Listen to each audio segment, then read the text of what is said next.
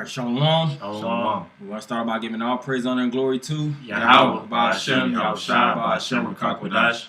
Double honor to the apostles and elders of Great Millstone, and Shalom to all the Akim out to push the word of sincerity and the truth. It's the brothers here from Great Millstone, Atlanta, back with another lesson. Going into basically striving for the stars, striving for the clouds, basically reaching your perfection. We just lightly discussing basically the lesson and just, vibing, so to speak, in the spirit, just going into basically each and every one of us brothers individually. We should be fighting to be the best men we could be.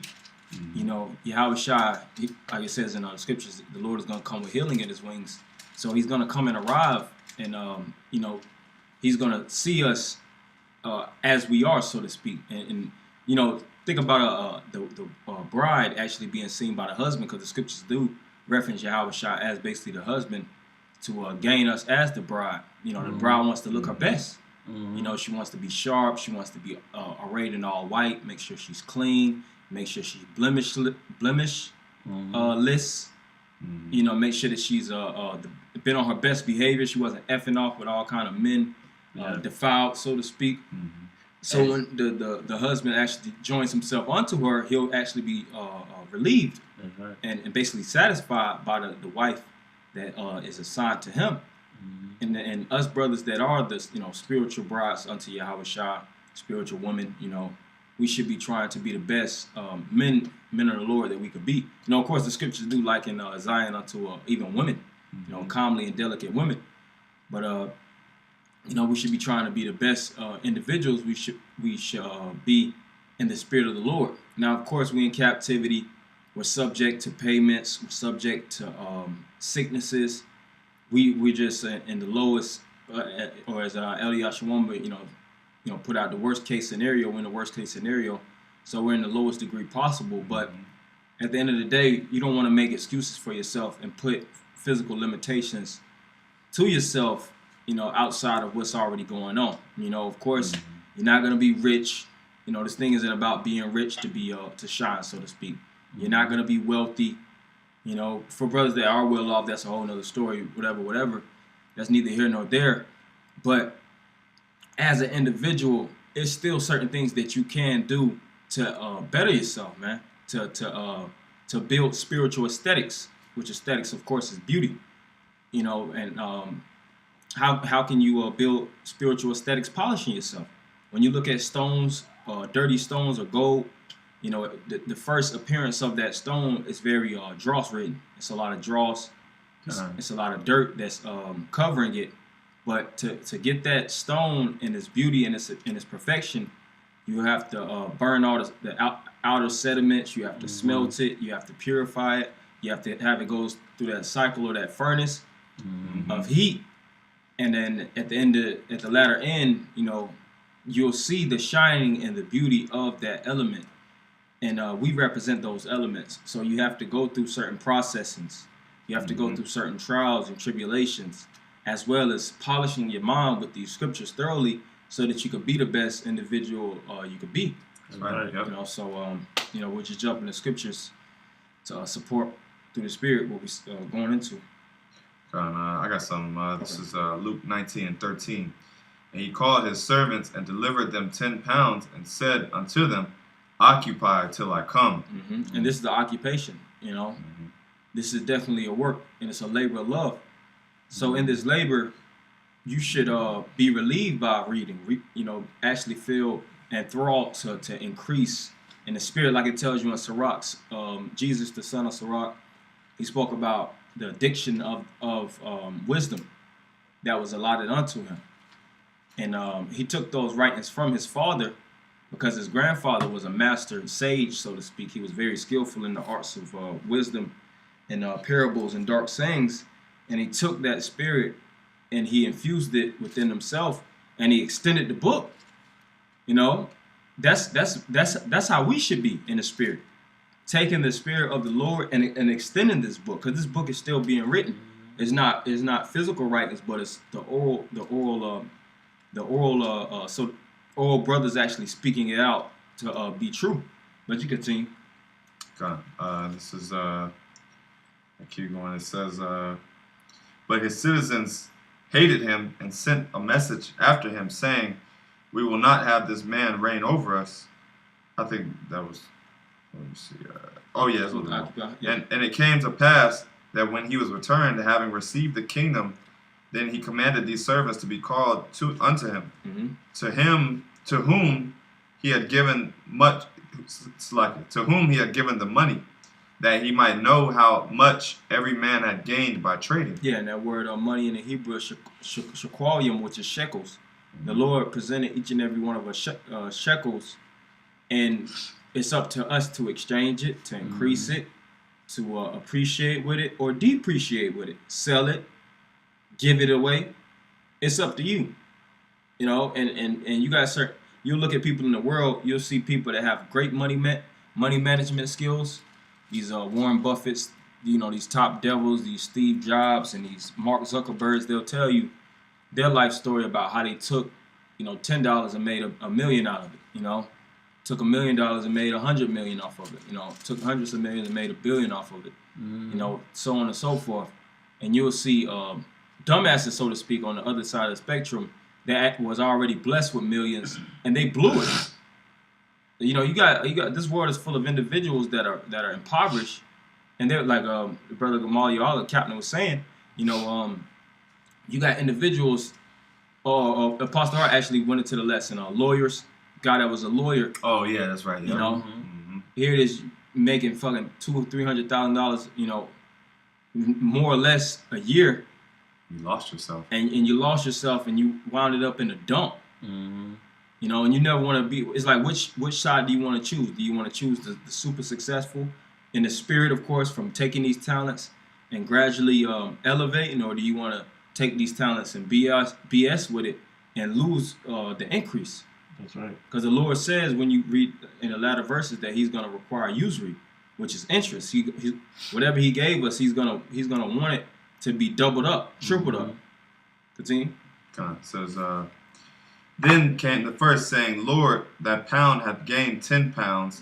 And he said unto him, Well, thou good servant, because you know, Jacob today, that he knew how to flip, man. Okay. Take 1 pound and flip it to 10. He was a master flipper. And in order to flip, what do you have to have? You have to have clientele, not in a drug sense, of course. Clientele is just clients. You have to have a network, so to speak. A sales pitch, you know, good product, and then, you know, of course, you know, you have an honest rapport, and if you actually are honest and you give it to that individual off of the product that they received, they'll see, oh man, this is some good stuff, and then word of mouth starts to storm around. So that's a good servant. He did that which was right. He seen that the product was given to him, which is the Spirit of the Lord, and he used his spiritual value to sell. To get off the product, so that it could be gradually increased. The 2 turns to 4, the 4 turns to 8, so to speak. That's right. The Lord gave him a great portion too, because you know, the Lord basically invested, and the Lord invested more in him, and He gave the Lord more return. Okay, and that's the way any investment works. Okay, and an investor mindset, they want to make sure that whoever they're given this portion to, okay, that is going to be beneficial unto them. Otherwise, why would they give it? Why would you invest in someone that can't repay you? You know, with more than what you initially gave them. You know, because really, ultimately, like we were saying before we started, ultimately, YAHAWASHI is putting us in a position to win. He's actually fronting us spiritual money.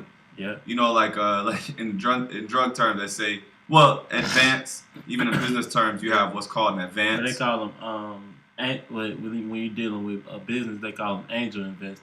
Because they invest their money, you know, into your business, and they actually get a percentage of it. Like Think Tank. Shark. What is it called? Shark Tank. Yeah, Shark. But you starting out with little to no resources. So really, and that's how we are through the Spirit. Okay, we started out with little to no resources, and the Lord said, hey, you know what? I'll invest in you. You know, just do the work. Yeah. Do the work and you know, do these things for me, and serve me, and it's a win-win. Hey, because this thing is a business. That's right. You know, so if you take what the Lord has given you, and you just still on that same level throughout, and the Lord is not seeing any growth. You know, He's not making any profit off of you. You know, and that the profit is your fruit. You know, beautiful. That's why you got to be constantly producing. And he said unto him, Well, thou good servant, because thou hast been little faithful in very little, in a very little, have thou authority over 10 cities. Yeah, so the Lord said, that's what I'm talking about. Promoted him. Yep, you get promoted. Say, you've been faithful in a little bit. I just gave you, because the Lord could have gave him way more, but He gave him that which, like it says, to whom much is given, much is required. You know, He gave him enough that he could take and give a return on. You know? He said, faithful servant, be thou over 10 cities. And He knows that man is going to be faithful over them 10 cities because what? He was faithful in little. It says, he that's faithful in little shall be faithful in much, and he that's unfaithful in little shall be unfaithful in much. And the Lord is measuring us not from the government that we're ruling over and the kingship that we actually have, the jurisdiction of the world. It's about these small little things that we do in our life. The many things that we do in life speaks volumes about how we would conduct ourselves and how would we do play out on a wider spectrum. Like I was saying, don't sweat the small stuff. You know, that small stuff is crucial because that's what makes up, like the brother said, that's what makes up the grander scheme of things, and it goes into your character. So the Lord is basing you off. The Lord is also judging you off, even little minute details, certain things that you subconsciously aren't even catching on to. But the Lord is keeping tab. He's like, okay, I like that, or I don't like that, you know. But over time, that just becomes your character. It's like almost like a habit. You know, because once you're doing something consistent on a consistent base, you forget whatever you was doing before, and you just move. It's basically ordinary for you now. You know, for just a small example, as far as brothers going out to clubs. You know, if you just not into it no more, hey, the Lord's like, hey man, I'm pleased that you not into that lifestyle no more. You know. Yep. That's right. That's right. Yeah. It says. And the second came, saying, Lord, thy pound hath gained 5 pounds. And he said likewise to him, Be thou also over 5 cities. And another came, saying, Lord, behold, there is thy pound, which I have kept, laid up in a napkin. For I fear thee, because thou art an austere man. Yeah, it's the epitome of a nigga, man. Yeah, excuses. Yeah, you got excuses. He hiding the talent. You know, talent is withering away in the earth. You know, what you hiding it for, man? You don't make no money off of letting money sit. He was afraid to take the chance. And he was scared to take risks, which that word entrepreneur, it means to take risks. Oh, yeah, kind of. To be a risk taker, you know? So even every day is a risk, even in the spirit of the Lord. To increase and develop in the spirit of YAHAWASHI, that to a certain degree, that's a risk. Yeah. To go to the highways and byways, that's a risk. To get out your comfort zone, that's a risk. Yeah. And the Lord was upset with him because of his lack of faith. Because if you think about an investor, right? Like if you give someone a dollar, all right, and they're, oh, here's your dollar back. A normal person wouldn't really get upset because it's like, all right, well, you know what, you couldn't do anything with the dollar. I'll just give, you gave me the dollar back. That's cool. But guess what? YAHAWASHI, he expected more of him. So that's why he was upset. That's why he said, thou wicked and I think it says, it's gonna go into it, but that's why he was upset, is because he knows your full potential. Yeah, he knows you could on what you can do, and he knows you basically were lazy as hell. Wasting time. You're wasting time, so you just basically, all right. So you're just not even gonna you're not even gonna do anything. You're just gonna go hide it, But I'm gonna keep reading. It says, "Thou takest up that thou layest not down." And if I can say something too, just to add, and that all goes back to the basically the layout of the lesson that we're going into, is to be the best man you could be, and hiding your talent is really hiding your true potential. Mm-hmm. You know, you don't want to just try to skate and just flatline in its truth. You know, you want to go up, man. You want to move up the spectrum to be the best servant that you could be, the best minister that you could be the best man you could be, be as balanced as you could be. That's why Peter said that, in, if I'm not mistaken, 2 Peter 1, add to your faith. Yeah, everything he was saying was add. You know, YAHAWASHI. You can get that. Which the additions, when you deal with math, deals with growth. 1 plus 1, that's an increase. Anything that pluses is going to increase. Only unless it's 0. But besides that, of course, anything that has an addition to it is going to, and there's no such thing as really 1 plus 0. It has to be something to equate, whether it's smaller or bigger, it's going to profit. That's why it's an addition. You know, 1 plus 5, that it added up. 10 plus 10, it added up. 100 plus 100, it added up. And that's how you should want to be. Even if you're adding up little by little, you're still going up. You never want to subtract. Because whenever subtraction start to come into place, what happens? You're going downhill. Keep going. Oh, you done with that? Or it's a little bit more, but you can grab that real quick since you brought that. This is 2 Peter chapter 1 and verse. I'll start at verse 5. It says, well, I started at verse 4. It says, whereby are given unto us exceeding great and precious promises, that by these ye might be partakers of the divine nature, having escaped the corruption that is in the world through lust. And besides this, given all... And that's one of the main things that cut off your discipline, too. You know, the reason why you may not have, you know, you might be 34, 35, 36, 37, you know, up in age, and you don't have nothing for yourself, or you constantly in limbo. You feel like you've been running a hamster wheel. A lot of times it's because your lust, man. The lust, even laziness. Laziness is a lust. You desire to lay down all day. Yeah, because lust just not talking about just women. Yep. And it's also, you know, your lack of drive, your lack of motivation.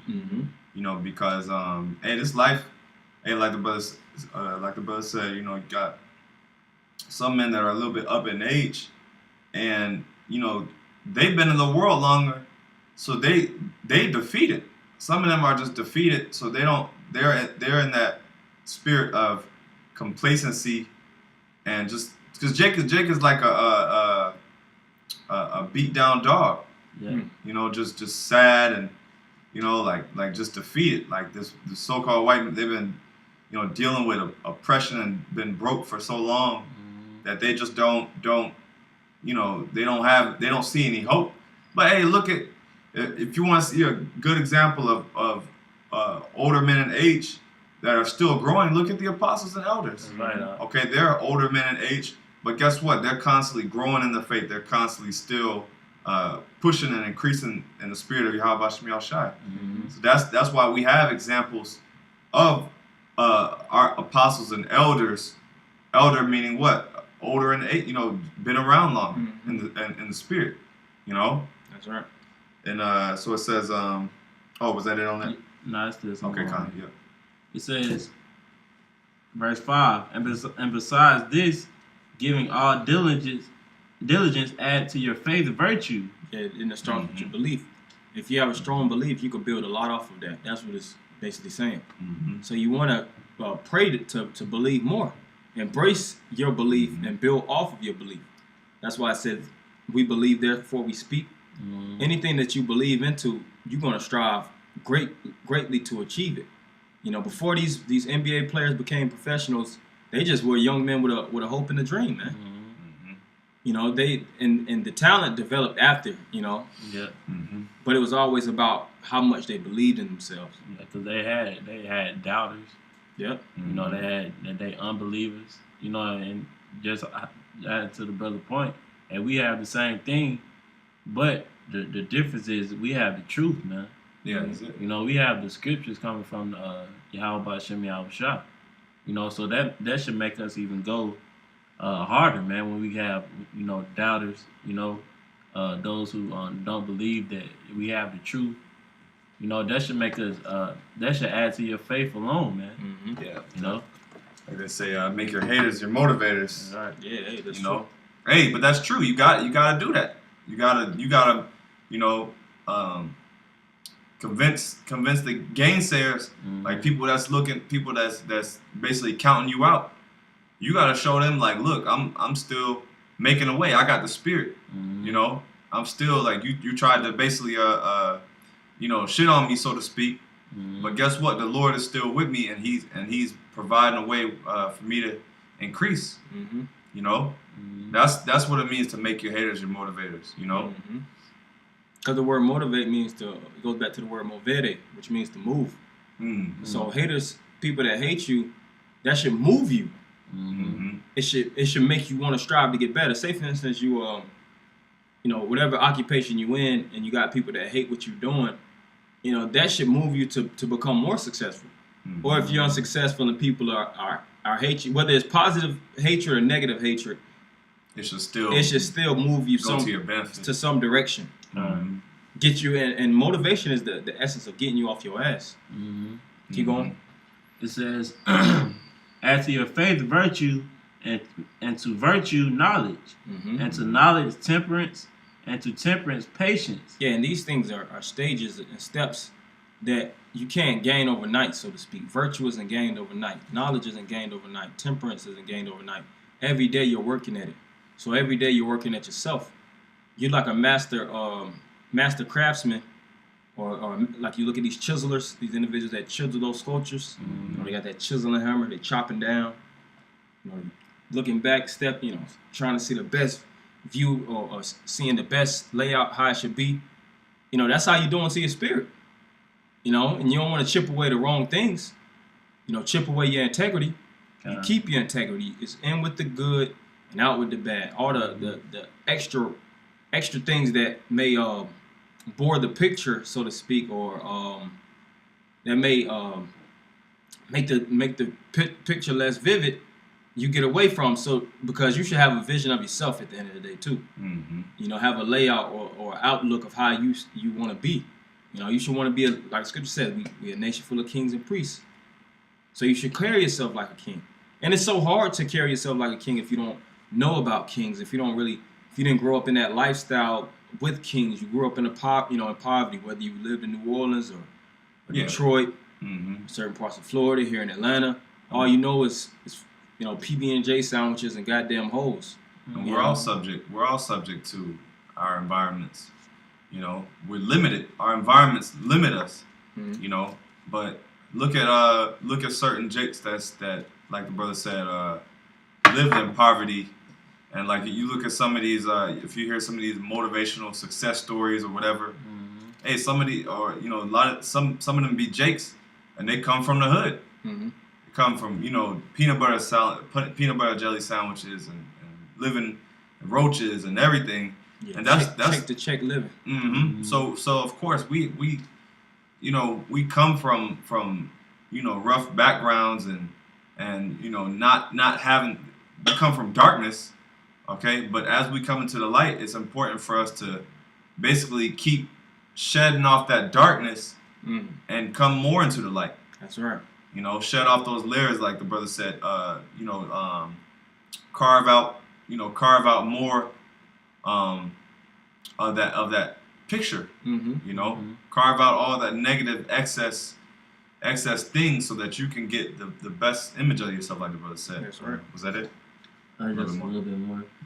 It says, and to knowledge temperance, and to temperance patience, and to patience godliness, and to godliness brotherly kindness, and to brotherly kindness charity. And these are all additions. All these things you're adding. Oh, charity, kindness, what else? Temperance, patience, brotherly love. All these things you're basically adding. You're basically adding so many things. And guess what? The more you add, you're replacing negative things. That's exactly what it is. Once you add certain things, once you add more faith, and you're doing this, you're adding on new habits, but you're also getting rid of other negative aspects. You know, for instance, not to cut you off, but if you're charitable, say for instance, you're giving a lot, that's taken away from selfishness. Yeah. Like, damn, man, and brothers know that. You know, you notice that, like, man, charitable, man. You know, he's a very giving brother. He's very open, and you know what happens? That spirit rubs off. I mean, I need to be like that brother, man. And I see this brother always got good spirits on him, man. I gotta get that negative demon off me. You know, I'm always feeling low, but this brother always up. You know, I gotta get better. You know what I'm saying? Because that's the thing about when you striving to be the best man you could be too. You motivate the individuals around you. That's right. That's why you have something known as what? Motivational speakers. Yep. And you got people that pay good money. They'll fly states away, man. Yeah. Just to hear a good speech. Yep. And they could just click on the internet and just watch it from the device. Not but the same feeling. It's way more impactful when you're amongst the environment and you're hearing the energy being lashed straight to your face. You know? And those certain individuals, they'll leave those motivational seminaries or those motivational speaker houses, so to speak, and they'll strive and they'll end up becoming motivational speakers. Or they'll be millionaires. Yeah, some will be millionaires. And that goes to show you it's all about what you're putting into your mind. Because if you're feeding your mind, you know, all these virtues, then all you're gonna get subconsciously, your spirit is going to automatically, you know, pick up on these certain traits. You know, automatically, because you're basically indulging yourself, just like that saying, "You are what you eat." Same aspect. Same aspect. You know, because your thoughts have power. You know. Your thoughts have a lot of power, and you know, and in a sense, and the truth, we have to actually train our thoughts, train our minds into growth. Right. You know what I mean? You know what I mean? Like into you know, just increasing, and good things. And guess what? Our outer man is gonna start automatically being an example, like the brother said. Whip it into shape, whip that flesh in the goddamn shape, and you start to see that the flesh and the spirit starts to work in your will. Start to see the benefits. The Deacon Barzal always goes into you know, having that growth mindset and having versus a fixed mindset. You know, that fixed mindset is, hey, this is the understanding that I have, and this was just I'm gonna just lean on that. When versus the growth is, all right, this is my foundation, and I'm gonna build off of that foundation. You know, so that's what this is about, is abounding more and more, as Paul said.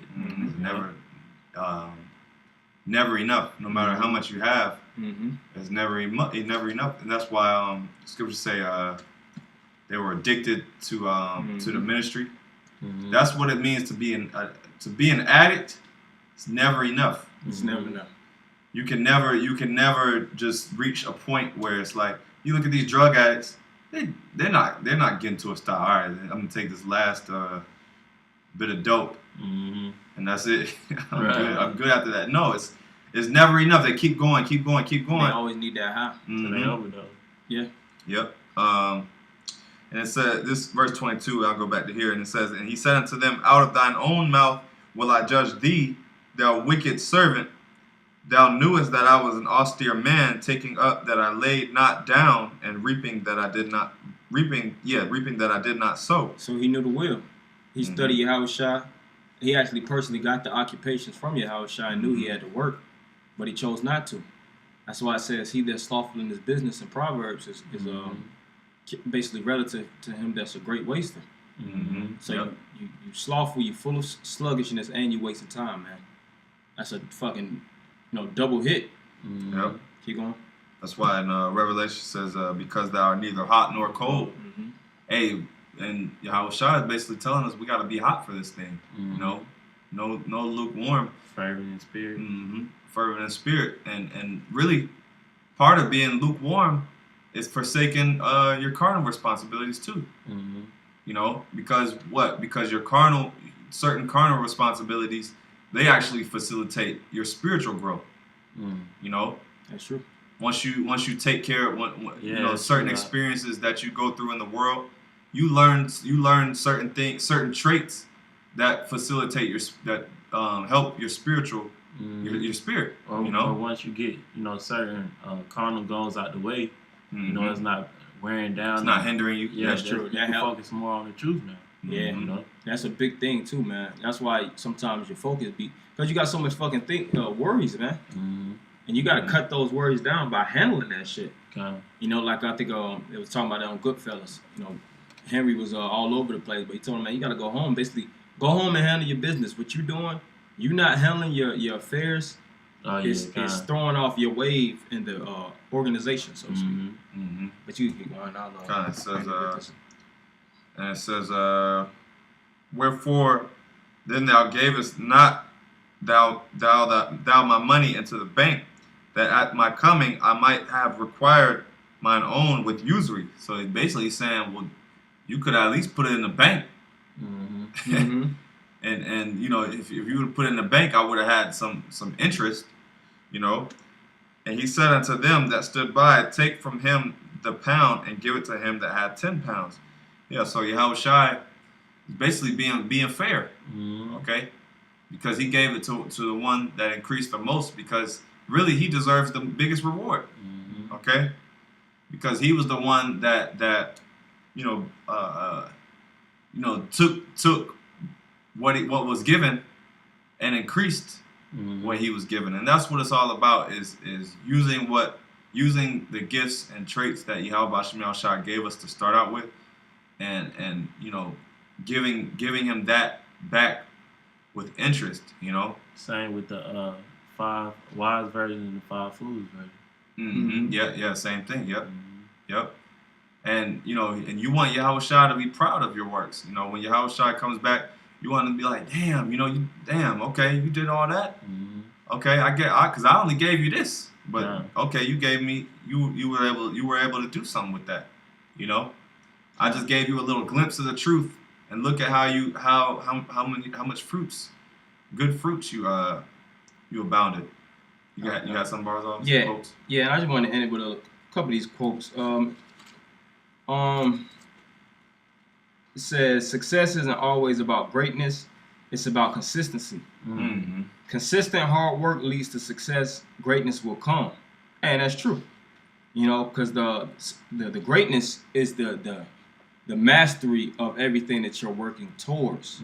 But you work towards it, and then you know, at the end of the day, you know, you can take a step back and see your rewards and things of that nature. Like basketball players, while they playing the game, they're not thinking about how much points they're gonna score. They just busting their ass. Yeah. And then they see, all right, damn, I got fucking all these triple doubles and this, that, and other broken records.